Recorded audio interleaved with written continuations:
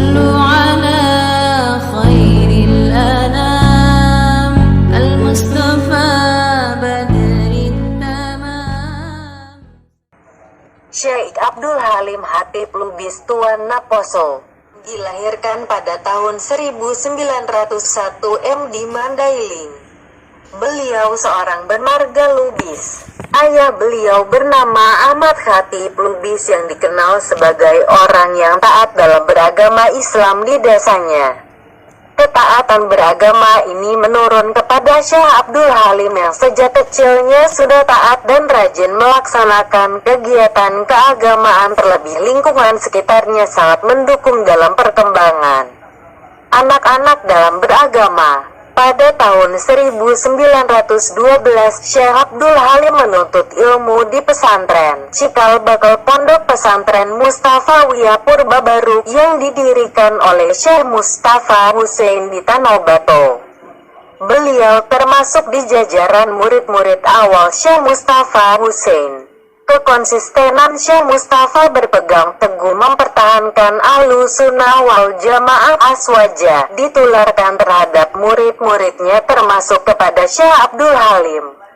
Kerajinan dan keuletan Syekh Abdul Halim serta ditambah pengasuhan dan keberkatan Syekh Mustafa dalam mengajarinya membuat Syekh Abdul Halim dengan cepat menguasai pelajaran-pelajarannya terutama bidang fikih. Pada tahun 1915 terjadi banjir besar di Tanobato yang mengakibatkan Syekh Mustafa harus hijrah ke Purbabaru Mustafawiyah. Syekh Abdul Halim pun dengan setia mengikuti gurunya tersebut.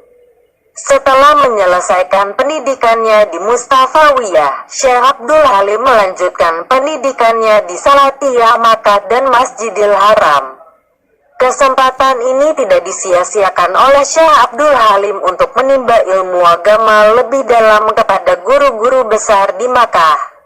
Tersebutlah Syekh Sayyid Abbas Maroko, Syekh Qadi Hasan, Syekh Abdul Muhsin, Madinah, Syekh Abdul Qadir bin Sobir Al-Mandili, Mandailing, dan Syekh Zakaria bin Abdullah bila pernah menjadi guru-guru beliau. Syekh Zakaria selalu menyebut Syekh Abdul Halim sebagai seorang yang wara. Setelah selesai dari Makkah, Syekh Abdul Halim pun kembali ke kampung halaman dan tiba masa untuk mengabdikan diri bagi masyarakat di Mandailing. Beliau mengabdikan dirinya di Mustafawiyah dan menjadi menantu Syekh Mustafa Hussein.